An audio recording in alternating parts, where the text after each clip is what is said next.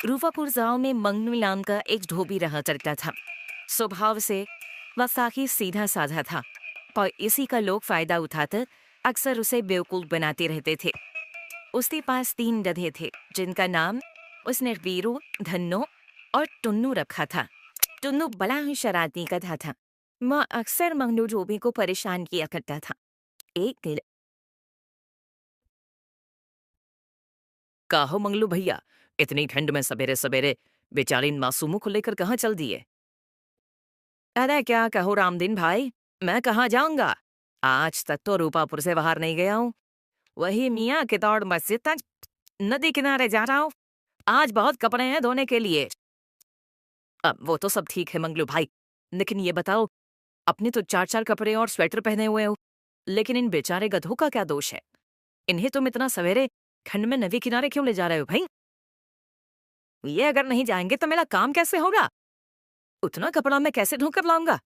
परंतु हाँ, तुमने अच्छा सुझाव दिया है। मैं कल ही शीला से बोलूंगा कि इन सभी के लिए स्वेटर बुन दे, ताकि ये लोग और अच्छे से काम कर सके। अरे मालिक, ये आपको बेवकूफ बना रहा है। हम गधों को ठंड नहीं लगती, आपको गधा बना रहा है मालिक। अरे टुन्नू, तू भी क्या गधे जैसी बातें कर रहा है? अपने आप को बेवकूफ साबित कर रहा है। बोल के गधा नहीं, मालिक आपको उल्लू बना रहा है। सही जा रहा है दोस्त, बिल्कुल सही जा रहा है। एक गधा दूसरे गधे को गधा बना रहा है। अरे वीरू, तुम भी तो अपने आप को गधा ही साबित करने पर तुले हो। गधे जैसी बात करने की जगह उल्लू जैसी बात कर रहे हो।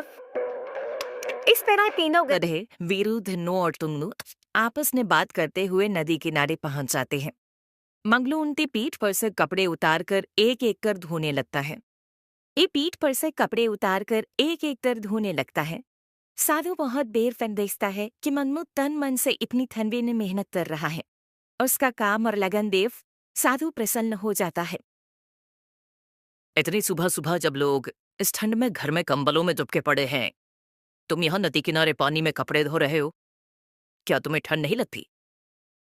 लगती है ना महाराज, ठंड तो हमें भी लगती है, लेकिन क्या करें, इतने कपड़े हैं कि धोते धोते 12 बज जाएंगे, इसलिए सुबह ही कपड़े धोने निकल लिए।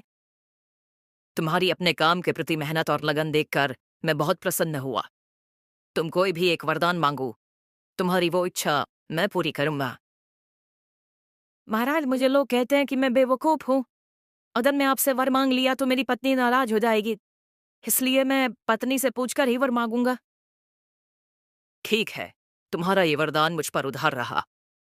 तुम जब चाहो मुझे याद करके मुझसे वरदान मांग सकते हो। इतना कहकर सादी इलाज से चला दे। मन्नू तो भी अपने काम में लग थे। सारे कपड़े धोने के बाद मंगनू अपने तीनों गधों के पीठ पर कपड़ा लादकर अपने घर पहुंच जाता है। शीला, अरे ओ शीला, अरे कहाँ गई? लो, मैं सारा कपड़ा धोकर ले आया हूँ, इसे मैदान में फैला कर सुखा दो। हाँ हाँ आई। दिन रात गधी जैसा खटते रहती हूँ, फिर भी मन लायक खाना तक नसीब नहीं होता। ऊपर से तुम्हारे जैसा बेवकूफ पति भगवान ने दे दिया है। देखा धन्नो, मालकिन हम लोगों की बड़ाई कर रही है।